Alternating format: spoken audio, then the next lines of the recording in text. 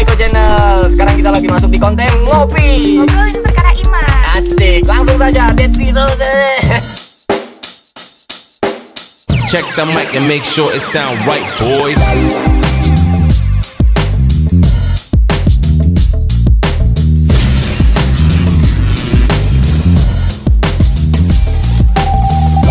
Semuanya hancur. Ada bayi yang diselamatkan. Yang menyelamatkan dulu nih, Sel. Yang menyelamatkan ada malaikat Jibril. Jadi nih bayi diasuh oleh malaikat Jibril. Siapa ini? Ya Dajjal tersebut. Dajjal diasuh sama malaikat Jibril. Malaikat Jibril. Baru tahu kan? Baru tahu kan? Diasuh sama malaikat Jibril. Sehingga dia mengikuti kemanapun Jibril pergi. Bahkan ketika orang beriman berperang, itu jangan bilang malaikat kagak turun, ikut ngebantu. Wah, jangan lupa like, comment, share, dan subscribe ya. Mantap. Dari dulu begitu. Gak cuman perang Badar doang nih. Ya kita tuh perang Badar kan 300 ribu menang. Enggak, dari dulu begitu. Malaikat Allah itu adalah tentara-tentara Allah, menolong siapapun yang memperjuangkan agama Allah. Nah, singkat cerita nih, akhirnya nyampelah di ke zaman Nabi Musa tadi tuh. Nabi Musa ngambil apa namanya, firman Allah, menghadap Allah selama 30 hari tambah 10 hari. Pengikut Nabi Musa mulai resah. Ah, bohong nih Nabi Musa, katanya cuma 30 hari. Kok udah 30 hari gak turun-turun? Gelisah tuh. Di situ berperan tuh Samiri atau si Dajjal ini. Dengan cara apa? Membalikan fakta dan membalikan keimanan mereka yang tadi percaya pada Nabi Musa untuk tidak percaya lagi. Dengan cara apa? Jadi ketika malaikat Jibril menunggang kuda, itu pasir dari tapak kaki kuda tersebut diambil oleh Samiri. Dan akhirnya Samiri mengumpulkan dari perhiasan-perhiasan orang Yahudi yang ada untuk membuat patung sapi. Dan patung sapi itu diisi pasir, yang dimana pasir itu bekas tapak kaki kuda yang ditunggangi oleh malaikat Jibril. Ngomong tuh, sehingga orang-orang kaum Yahudi itu yang imannya masih tipis percaya dan kembali kepada ajaran lama, menyembah berhala. Turunlah Nabi Musa nih dari Bukit Tur Sina. Selama 40 hari turun. Dia ngamuk karena melihat kaum Yahudi yang tadi sudah beriman berbalik pada ajaran lama, menyembah berhala. Makanya orang yang pertama kali dimurkai sama Nabi Musa siapa? Sepupunya Nabi Harun. Dalam satu riwayat dikatakan, saking murkanya Nabi Musa itu dijenggot tuh, jenggot dan kepalanya, rambutnya Nabi Harun. Dan katanya sampai-sampai jenggotnya Nabi Harun nih belang sebelah. Yang satu hitam, yang satu putih. Karena ditarik sama Nabi Musa yang begitu kuat. Nabi Musa siapa yang gak kenal sih kekuatannya? Orang dikepret aja mati. Marah tuh. Akhirnya Samiri diadili oleh Nabi Musa dan akhirnya diusir dari kaum tersebut. Dan Allah menurunkan azab tuh pada Samiri. Apa azabnya? Dia tidak bisa punya keturunan. Bukan karena apa-apa, karena orang yang dekat sama dia akan terasa panas. Jadi kulitnya tuh membara seperti api. Jadi nggak punya keturunan dia. Yang ngedeketin juga susah. Panas. Nah, lanjut nih. Samiri yang telah dikutuk oleh Nabi Musa dan diusir dari kaumnya, itu Allah tangguhkan kematiannya. Dan sampai ke nabi-nabi berikutnya dia hidup. Luar biasanya nih nabi kita, Nabi Muhammad SAW. Karena ketika kelahiran Nabi Muhammad SAW, Allah perintahkan Dajjal untuk dikerangkeng di satu tempat yang tersembunyi. Jadi Allah memuliakan kelahiran Nabi Muhammad dengan cara salah satunya adalah mengkerangkeng Dajjal itu. Mengkerangkeng Dajjal. Nah, singkat cerita. Ada seorang pelaut. Di zaman Rasulullah nih ada seorang pelaut.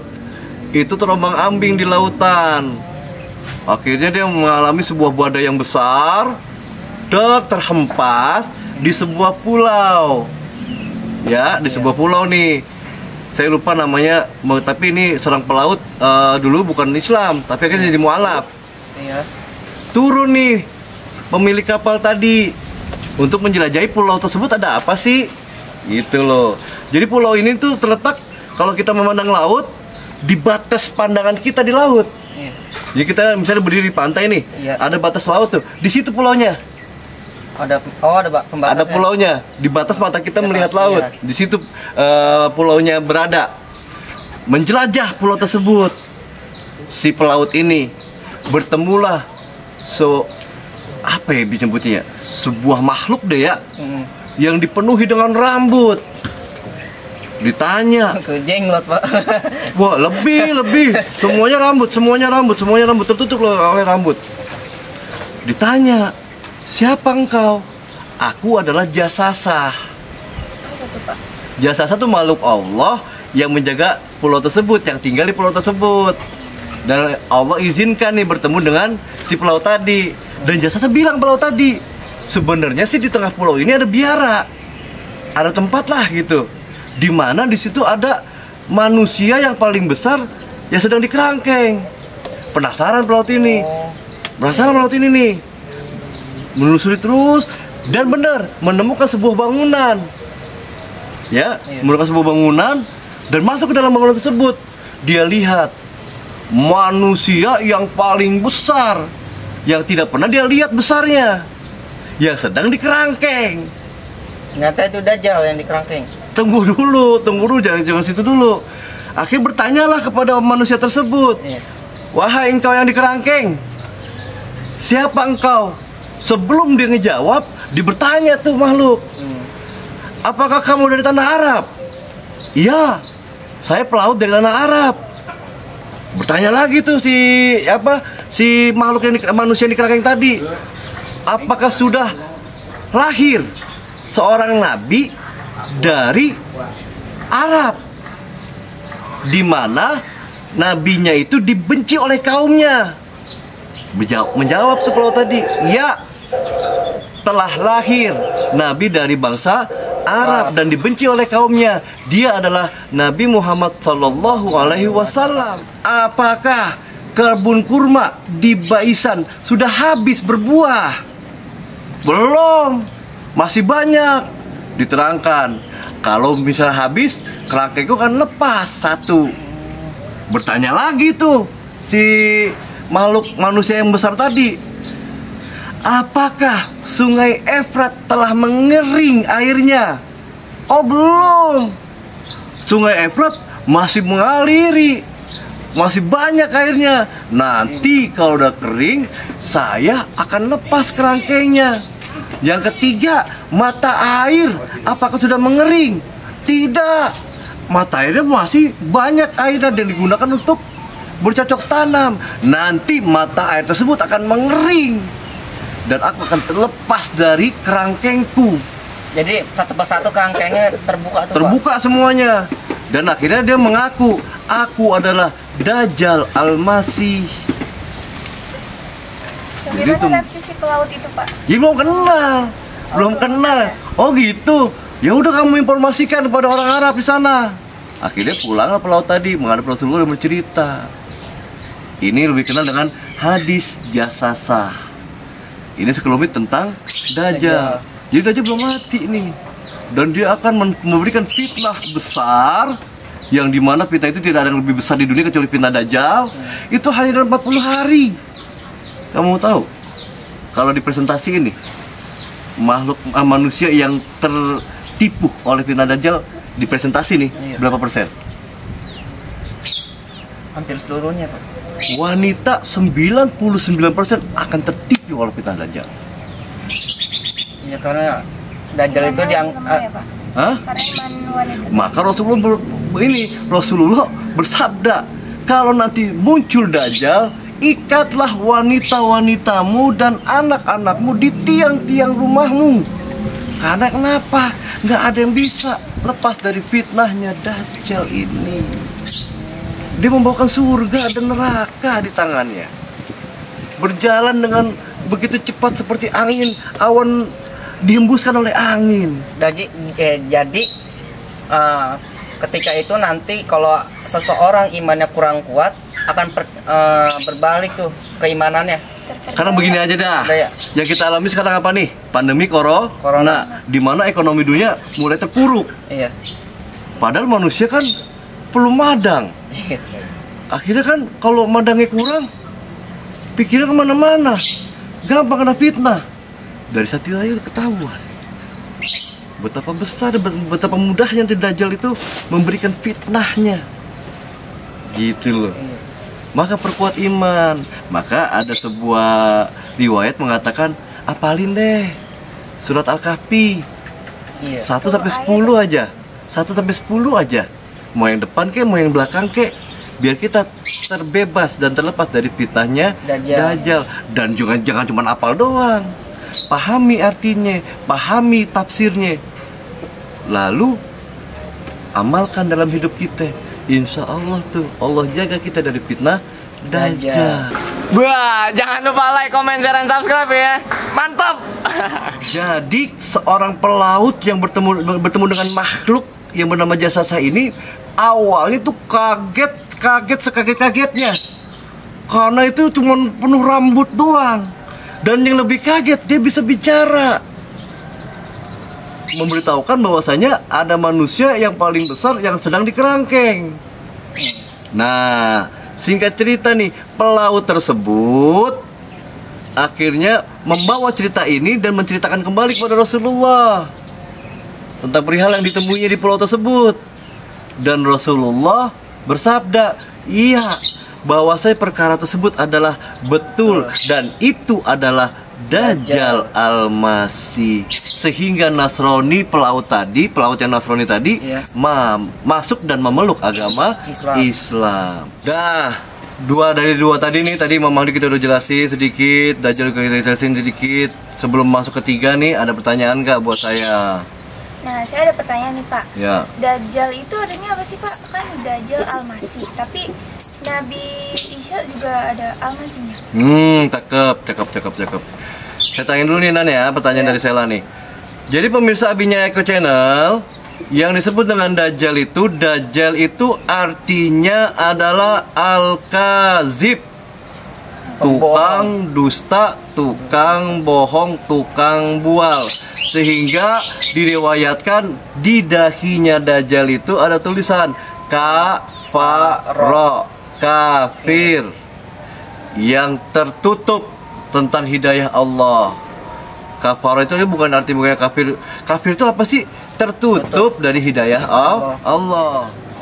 Baiklah para pemirsa Abinya Eko Channel, pertanyaan dari Sela Malinda tadi luar biasa bagus, Sunan. Kenapa sih julukannya Dajjal dengan Nabi Isa sama-sama Al-Masih? Al-Masih artinya adalah tukang usap. Artinya apa? Allah memudahkan kepada hamba Allah yang dua ini nih. Kemudahannya itu adalah dengan usapannya. Contoh Nabi Isa, kita pernah dengar tuh riwayatnya, menyembuhkan orang yang buta, ya kan, diusap matanya. Alhamdulillah dengan izin Allah sembuh dan melihat kembali. Burung yang mati, ya kan, pernah dengar juga kan, burung merpati kalau nggak salah, diangkat oleh Nabi Isa dan diusap oleh Nabi Isa, hidup kembali. Nah sama nih sama Dajjal. Dajjal juga fitnahnya dengan usapannya. Jadi dengan tangannya lah, lebih simpel dengan tangannya. Jadi banyak beberapa riwayat yang mengatakan nanti fitnahnya Dajjal itu luar biasa. Dia bawa surga dan neraka dalam telapak tangannya. Dan ada satu riwayat mengatakan nanti nih sebelum datang Dajjal, bumi akan mengalami kekeringan yang sangat parah. Dan untuk menyebarkan fitnahnya, ketika datang sebuah kaum, itu Dajjal tinggal menjetikan jarinya aja, hujan turun. Oh, jadi Dajjal diberikan kekuatan oleh Allah dengan usapan itu atau dengan tangan, dengan usapan ya kan, usapan pakai tangan, berarti dengan tangannya diberikan tuh kemudahan-kemudahan. pada dirinya. Tapi beda dengan Nabi Isa. Nabi Isa dengan untuk kebaikannya, kalau ini untuk mudorotnya, untuk kejelekannya. Jadi berseberangan ya. Berseberangan, walaupun sama-sama Al-Masih. Itu sebuah gelar doang ya. Sebuah gelar aja. Perbuatannya bersimpangan. Ya perlu jauh ya, satu nabi, yang satu lagi pemberi fitnah terbesar di muka bumi, yang nggak ada lagi lebih besar fitnahnya ketimbang fitnah Dajjal. Begitu. Jadi yang namanya Al-Masih adalah usapan, tangannya berkekuatan. Tapi nanti diriwayatkan juga nih, Allah akan angkat ilmunya Dajjal Al-Masih tersebut, Al-Masihud Dajjal akan diangkat oleh Allah. Kapan? Nah, jadi dalam suatu riwayat dikatakan nanti ada seorang pemuda yang beriman yang tidak percaya dengan Dajjal. Tapi Dajjal tetap akan menyebarkan fitnahnya kepada kaum yang lainnya. Dengan cara apa? Aku akan belah pemuda ini dan aku lemparkan sebelahnya ke selatan, sebelahnya ke utara. Ketika aku jentikan jari, dia berkumpul kembali. Di depan orang banyak, dibelah pemuda itu. Prak! Rata terbelah dua. Yang mayat sebelahnya dibuang ke selatan, mayat sebelahnya dibuang ke utara. Dengan izin Allah, tapi dia nggak nganggap begitu ya. Dengan kekuatannya, dia jentikan jari dan menyatu lagi tuh pemuda. Hidup lagi. Namun pemuda itu ngucap apa? Ngomong sama Dajjal. Ngomongnya begini, cukup bagimu Dajjal, Allah akan mengangkat seluruh ilmumu. Dan semenjak itu Dajjal nggak punya kekuatan lagi. Jadi lemah tuh Pak. Lemah. Tapi kan misi-misi Dajjal belum selesai. Apakah dia memaksa untuk memberontak? Itu udah di hari terakhir itu. Udah mendekati 40 hari. Dan ingat. Satu hari fitnah Dajjal itu, satu hari berasa 1 tahun. Lama banget. Siangnya lama, malamnya lama. Terasa lama 40 hari sebagaikan 40 tahun. Lama juga. Begitu sengsaranya orang di Manusia begitu sengsaranya kalau nggak punya iman. Makanya nih para pemirsa Abinya Eko Channel,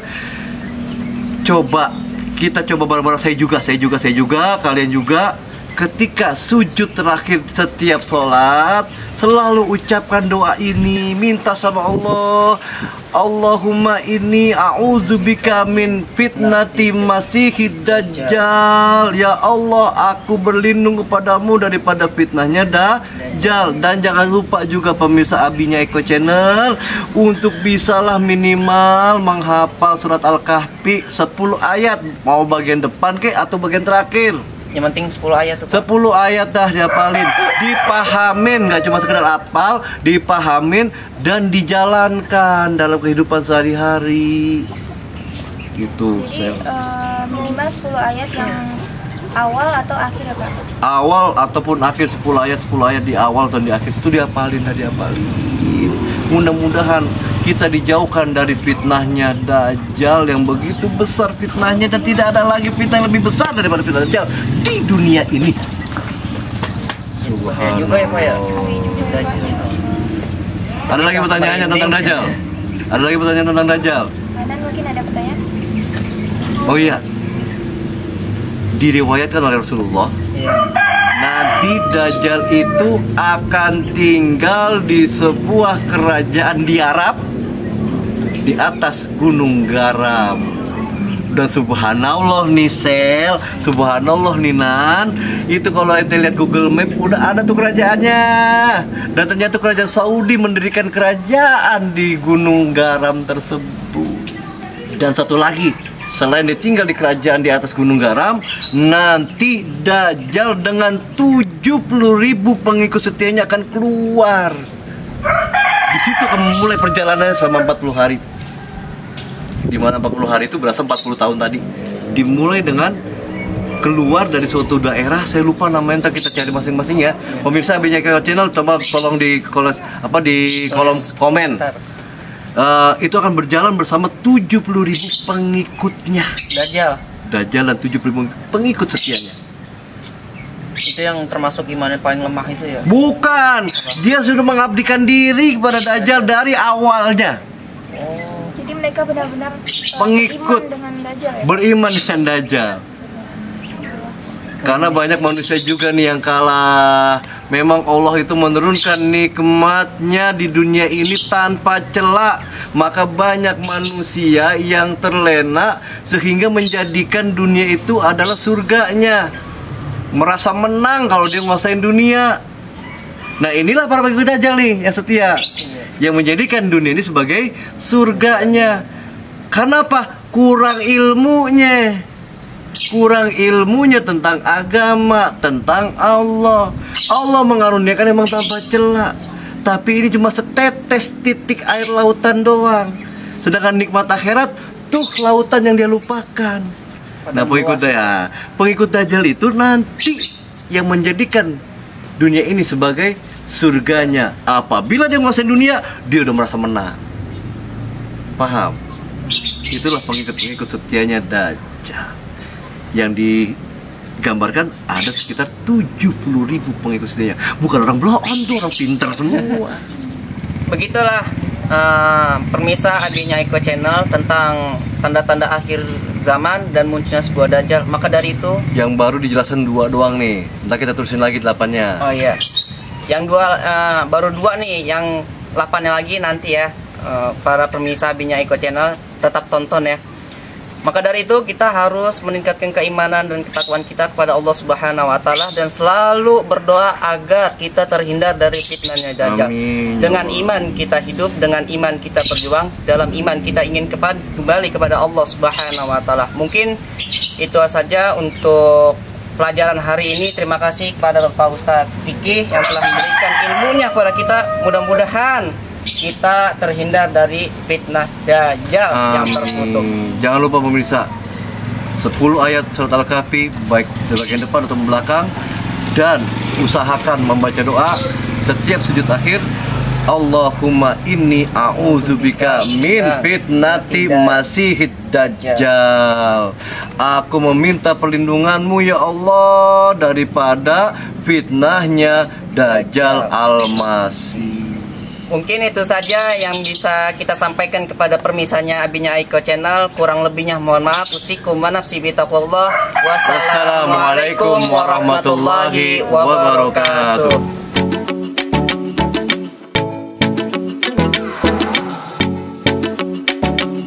Terima kasih telah menonton video kami. Jangan lupa like, komen, share.